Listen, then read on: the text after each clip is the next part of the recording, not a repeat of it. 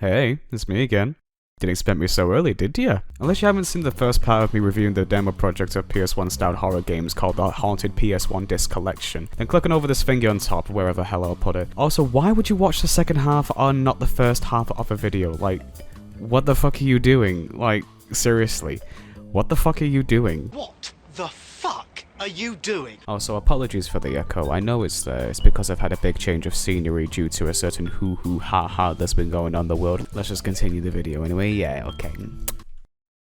What an absolute banger to start with. Killer Bees has the setting and mood down to a T. When it comes to the gritty PS1 graphics and its thoughtful sense on lighting, the suspense gives it a lot more of that scare factor. It did what the previous game failed to be presented, with an interior building complex but with a whole lot of ambience noises to create the tension. Its danger within, however, was a little lackluster, but that was why we sort of expected. In gameplay wise, the only actual danger are these little killer bee swarms that notify their presence by this sound. Beyond that, there are some symbolic gates where sections of the games turn into waves of the same bees coming after you at a very fixed spawn point, so your only strategy is just to wait and shoot. The environment and narrative is what sells the game to me, religious themes and subtext, and a descent into madness pacing throughout the demo. I would love to see what else the developer has in store to finally finalize this game. Hey, remember when I said that game Insomnia was like LSD Dream Emulator? Well, here's more of a spiritual sequel to the game, but just give it a ton of cats. I'm not a cat owner or a particularly huge fan of cats, as you can clearly tell, so I'm not quite sure if it's just me being alienated by the sheer amount of cats in this game, or anyone who loves cats would think the same way. I'd say this game does what it needed to do completely right either way. The demo itself makes it look like the game always has something to do, and feels like it can go on forever. I didn't discover everything, I definitely know that, so if you want to have a look and see what you can find, please tell me in the comments. Ode to the Moon is a first-person psychological horror game that traverses from unnerving isolation out in the open to Lovecraftian levels of reality-baking distortions. The player characters have planned for this trip to the summit of an abandoned castle, where everything just starts to turn into like End of Evangelion levels of doomed environmentals. It is a well-executed game for the most part, but there's no real danger or consequence again to lacking about or anything, so I'd say if you want to have a safe game that disturbs you, then I'd suggest playing this one.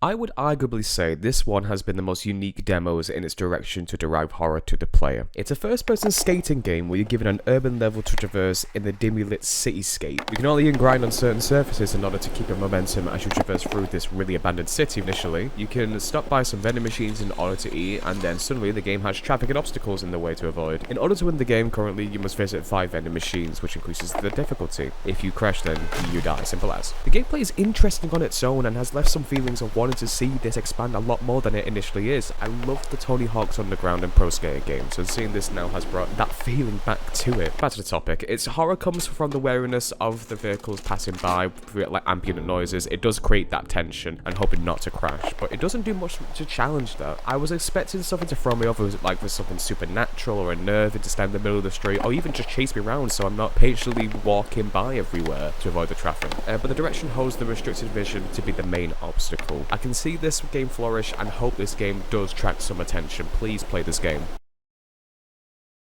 You know, what was funny about this demo was I voluntarily kept playing it over and over again, just so I can actually get a good grasp and opinion on this game. Something I haven't actually done with the rest of these demos. Sauna 2000 perceives itself to be some sort of Finnish game where you try and get a sauna working. Mitini Hana. Aloite tempo. I would like to believe on my first attempt that on the fault of the very limited graphics, the game had me confused on one of the tasks in order to light the sauna. I eventually got caught by this man with horns and I thought I failed, but no. The game keeps going. It begins to descend into a psychological madhouse trip where you come into like a interior scene of someone in a bathroom while a child is watching TV, then all of a sudden you turn into this killer coming after the child and wait, no, I'm the child. Wait. Is this second person perspective?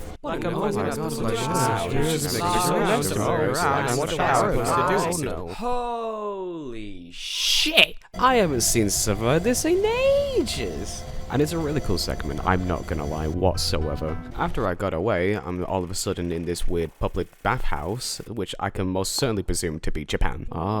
You eventually leave as the game all of a sudden loads up this dystopian looking mess. It was like I was traveling across a wasteland of the end of the world. Then I heard the song being played in the distance and We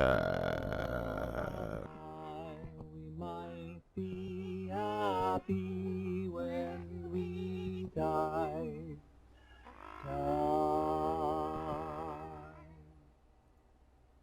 then the game just ends. Coming back to the title screen. I wanted to leave it there. I tried getting the sauna ready as fast as I can, and I managed to do so, which gave me this scenario instead. And then this happens.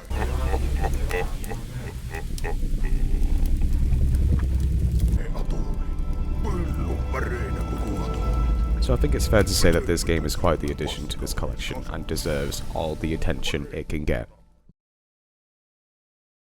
Snowy Castle, I would have to arguably say, is the most tame out of this entire collection. There's not really much I can say about the demo other than you light candles across this castle, asked by the shadow person, which once you do, he traps you in a room and the game ends. I feel bad because I really love the idea of a abandoned castle within a tundra landscape, but there's no substance to really look into. The ending's suggestive, but there really wasn't much else to really go on. I hope this game gets some updates in the near future though.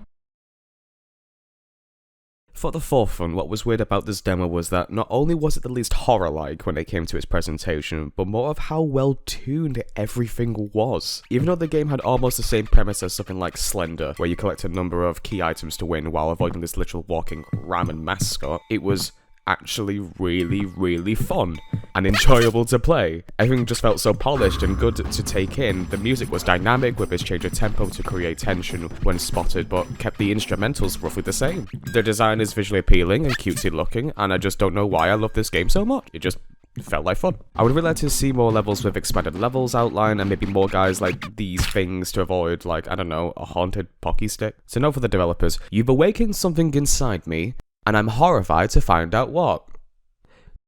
So imagine a society of mice being run by a high corporation of felines that have complete control over the population's economy and food supply. Then you'll have a minor inkling of what on earth is going on in this demo called Until Bakelite. I wasn't expecting to be playing with such an inclined narrative about politics and revolution while playing as a mouse, and it feels like something inspired by George Orwell's Animal Farm, which it probably is, I don't know. But there's clearly a theme that the developers want to portray here. With the demo consisting of something of a straight road for the level design, with like 3 notable locations and 1 minor for world building, I was a little caught out to have me being dragged into all of this mess. Maybe that's what they were going for? It's a unique premise either way. Hey look, that's all the games on the demo finished, hooray! Insert audience clapping. Did you enjoy any of them? I know I did.